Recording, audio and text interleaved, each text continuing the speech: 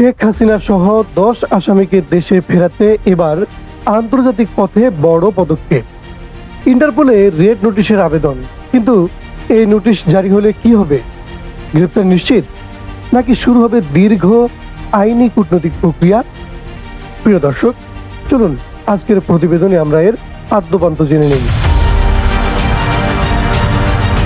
বাংলাদেশের সাবেক প্রধানমন্ত্রী ও স্বৈরশাসক শেখ হাসিনা সহ পলাতক 10 আসামিকে দেশে ফিরিয়ে আনতে ইন্টারপোলের মাধ্যমে রেড নোটিশ জারির আবেদন করা হয়েছে। সংশ্লিষ্ট সূত্রের দাবি, আন্তর্জাতিক অপরাধ ট্রাইব্যুনালের মামলায় পলাতক আসামিদের আইনের আওতায় আনতেই এই উদ্যোগ নেওয়া হয়েছে। জাতীয় দৈনিক দ্য ডেইলি স্টারের এক প্রতিবেদনে বলা হয়েছে, আন্তর্জাতিক অপরাধ ট্রাইব্যুনালের পক্ষ থেকে সাবেক মন্ত্রী সহ কয়েকজন পলাতক আসামির বিরুদ্ধে ইন্টারপোলের রেড নোটিশ চাওয়ার উদ্যোগ নেওয়া হয়। একই ধারাবাহিকতায় শেখ হাসিনা সহ আলোচিত আসামিদের ফেরাতে আন্তর্জাতিক সহযোগিতার বিষয়টি আবার সামনে এসেছে। এদিকে ইন্টারপোলের ভাষায় রেড নোটিশ হলো বিশ্বব্যাপী আইন শৃঙ্খলা বাহিনীর কাছে কোনো পলাতক ব্যক্তিকে শনাক্ত ও অবস্থান নির্ধারণের অনুরোধ। তবে এটি সরাসরি আন্তর্জাতিক গ্রেপ্তারি পরোয়ানা নয়। কোনো দেশ কাউকে গ্রেপ্তার করবে কিনা তা নির্ভর করে সেই দেশের আইন, আদালত এবং প্রত্যর্পণ নীতির উপর। এদিকে আইন বিশেষজ্ঞদের মতে রেড নোটিশের আবেদন রাজনৈতিক ও আইনি দুই দিক থেকেই গুরুত্বপূর্ণ, কারণ এর মাধ্যমে আন্তর্জাতিক পর্যায়ে আসামিদের অবস্থান শনাক্ত করার সুযোগ তৈরি হয়।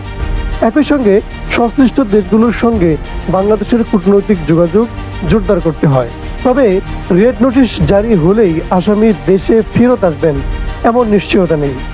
ইন্টারপোল আবেদনটি যাচাই করে দেখে অভিযোগটি রাজনৈতিক, সামরিক, ধর্মীয় বা জাতিগত উদ্দেশ্য প্রণোদিত কিনা, এরপর সংশ্লিষ্ট দেশ তাদের নিজস্ব আইন অনুযায়ী সিদ্ধান্ত নিয়ে থাকে। প্রিয় দর্শক, সব মিলিয়ে শেখ হাসিনা সহ 10 আসামিকে ফেরাতে ইন্টারপোলের রেড নোটিশের আবেদন বাংলাদেশের চলমান রাজনৈতিক ও বিচারিক পরিস্থিতিতে নতুন মাত্রা যোগ করেছে। এখন দেখার বিষয় ইন্টারপোল এই আবেদন কিভাবে বিবেচনা করে এবং সংশ্লিষ্ট দেশগুলো কি পদক্ষেপ নেয়। প্রিয় দর্শক শ্রোতা, নিত্য নতুন আপডেট পেতে আমাদের সঙ্গেই থাকুন। ফেসবুকে আপনি আমাদের সংবাদটি দেখে থাকলে অবশ্যই ফলো দিবেন, সেই সাথে লাইক ও শেয়ার করতে ভুলবেন না। আর ইউটিউবে দেখে থাকলে অবশ্যই চ্যানেলটিকে সাবস্ক্রাইব করবেন, সাথে থাকবেন। আসসালামু আলাইকুম।